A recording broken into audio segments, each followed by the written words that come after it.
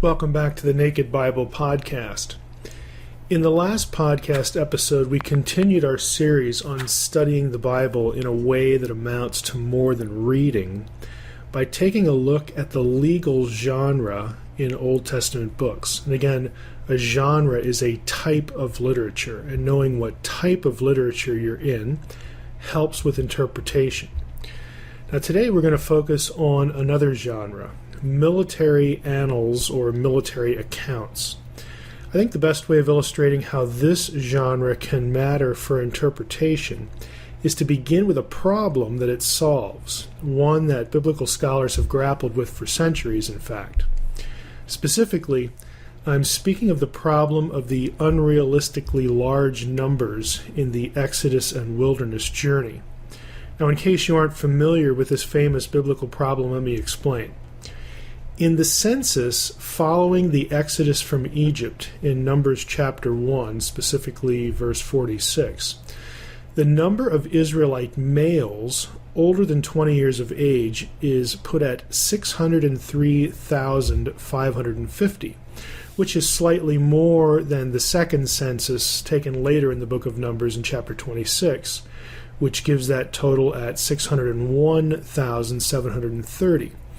Now, these figures imply that the total population of the fledgling nation of Israel was somewhere between 2 and 3 million people. Those figures are very difficult to reconcile with the geography of Canaan and the archaeological record, and frankly, other biblical statements about the Israelites on the way to Canaan after the Exodus. Now, in what follows, I'll illustrate the problem from the biblical text and mention a commonly proposed solution. But then I'll introduce you to what I think is the best solution, one that derives from the type of literature we're dealing with in the Exodus and conquest narratives. Illustrating the problem, well, several passages illustrate the conundrums that are created by taking these large numbers at face value. For instance, Deuteronomy 7:1-7 presents Israel as, quote, the least numerous nation in Canaan at the time of the conquest. It mentions that there are 7 other nations that were larger. Now, if we take 2 to 3 million as the population of Israel, the total population of all 8 nations combined would have had to range from anywhere from 16 to 24 million people, roughly the 2010 population of Florida or Texas, respectively. The size of Canaan, however, is closer to that of New Jersey than either of those states. That presents a problem. Archaeological evidence does not indicate that enough cities and towns existed to support a population of this size. To be really blunt about it, it's nowhere close to accommodating that number of people. If you took every settlement, every village that's known in Canaan, you just can't get to enough settlements, and of course enough settlements that are big enough to accommodate 16 to 24 million people. It's an impossibility. A second example also helps put the problem into perspective. The Israelites left Egypt with, according to Exodus 12:37, about 600,000 men on foot, besides women and children. That's a quote.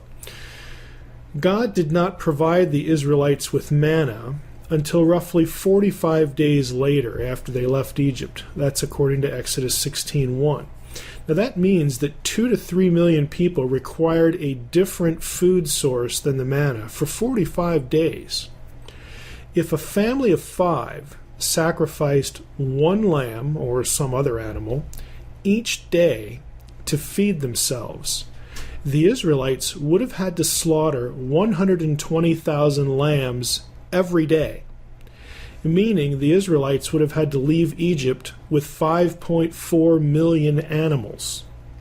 Even if they ate meat only a third of the time, 15 days, they still would have had to slaughter 40,000 animals every day and leave Egypt with 1.8 million animals. I hope you're getting the picture here. The numbers just don't work. Lastly, with respect to the Exodus and conquest material, the Bible itself hints really strongly that the 2 to 3 million number is very likely a misreading of the biblical text. In Numbers 33:49, the Israelites, quote, camped by the Jordan from Beth Jeshimoth as far as Avel Shittim in the plains of Moab, unquote. Now, since Beth Jeshimoth and Abel Shittim were approximately 7 miles from each other, the area of the Israelite encampment would have been about 49 square miles. By comparison, New York City, with a population of 8.1 million in 2010, covers 305 square miles. Taking the number 2 to 3 million at face value therefore requires that the Israelite camp had a slightly greater population density than New York City. And of course, in Canaan, in the ancient world, you don't have any multi-level living accommodations. There are no high-rise apartments. Again, the picture that we get from the math just doesn't work. Taking the numbers of the census figures at face value creates transparent difficulties in regard to the accuracy of these stories. And so several solutions have been proposed. I'm going to give you the most frequently proposed one. That is that the Hebrew word for 1,000, which is Eleph, may also mean tribe or clan. Now in Numbers 10:4 and in Judges 6:5, 1 Samuel 10:19, the word Eleph there, which we would normally translate 1,000, probably does simply mean tribe or clan. And so if that's the case, the numbers that we're thinking of in the book of Numbers, in the Exodus and conquest narratives, may simply refer to military units, which correspond to the aim of the census to determine the number of males eligible for Israel's army. In other words, the 603,000 or so people might just mean 603 tribes or clans or some other military unit. That would, of course, dramatically reduce the number of people we're dealing with. However, there's a problem. The examples where Eleph might plausibly refer to something other than the specific number of 1,000 often have nothing to do with counting. Moreover, in other passages that do involve counting, for example, Exodus 18:21, 1 Samuel 8:12, 2 Samuel 18:1, there are a lot of these, the term really can't have any other meaning than the mathematical tabulation. In other words, proposing that Eleph means something other than a numerical unit of 1,000 doesn't work in a lot of the contexts. So while on the surface the proposal seems kind of workable, it has its own internal problems.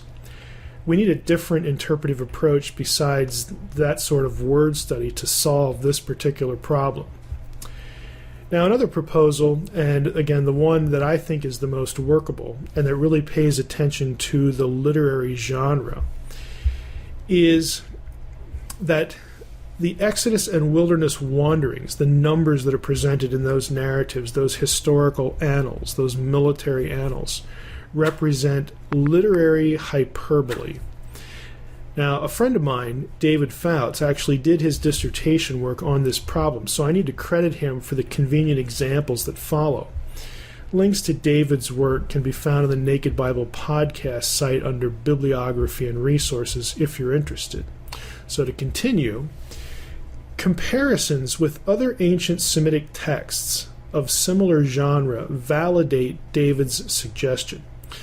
Ancient Sumerian, Akkadian, and Assyrian literature, particularly royal inscriptions and historical annals, deliberately employed hyperbole. They deliberately blow up the numbers in regard to the large numbers that are used. Historical annals aimed to glorify the God of the king by exaggerating the king's victories. This was deliberate, and everybody knew what was going on.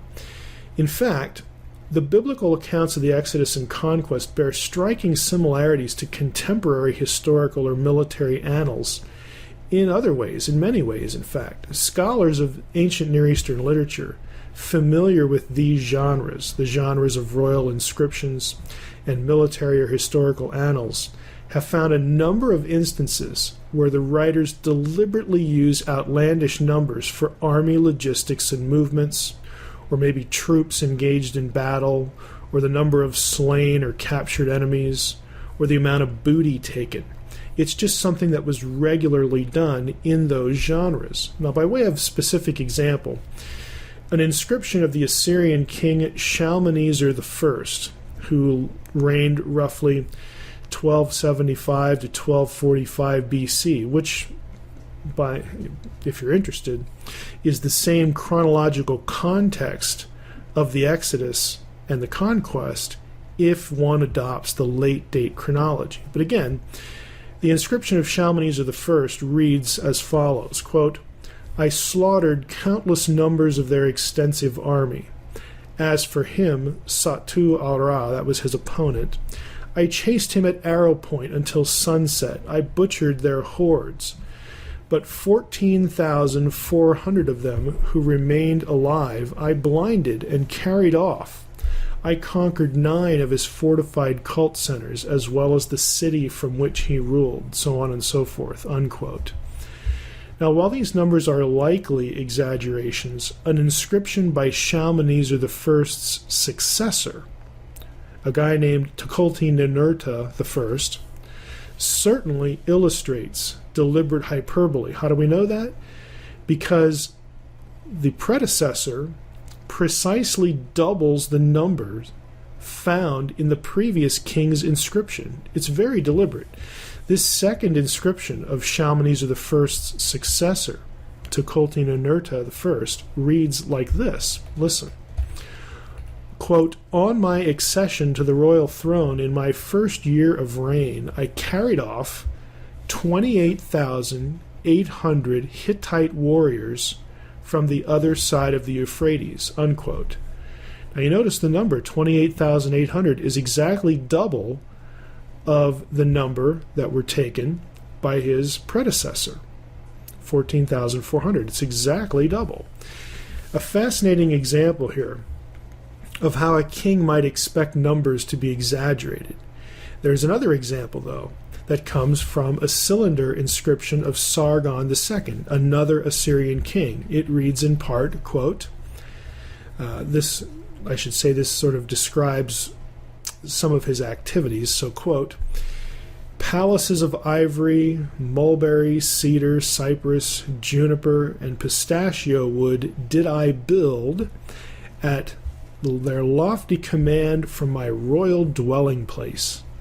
I built a Bit Khilani, which is a copy of a Hittite Syrian palace.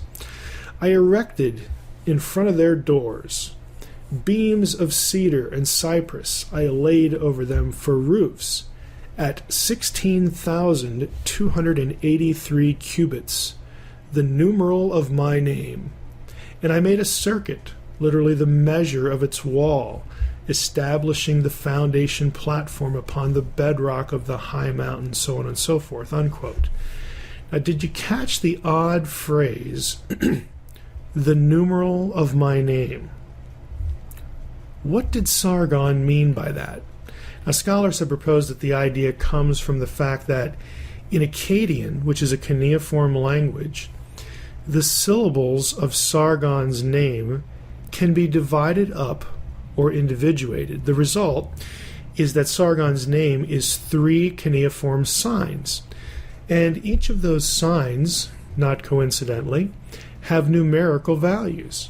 And in this case, amazingly, the sum total of the 3 signs of Sargon's name add up to, guess what? 16,283. The same number in that inscription for the cubits mentioned in what he was building. Now that strongly suggests that the incredibly large number, for instance, there's no building associated with Sargon known to archaeology that had a roof that big, 16,000 plus cubits.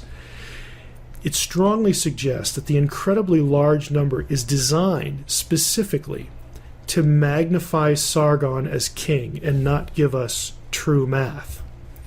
So how does this apply to the biblical problem of the large numbers in the Exodus and the conquest? Well, if we consider the literary genre of those accounts, again, some sort of historical or military annal designed to do what?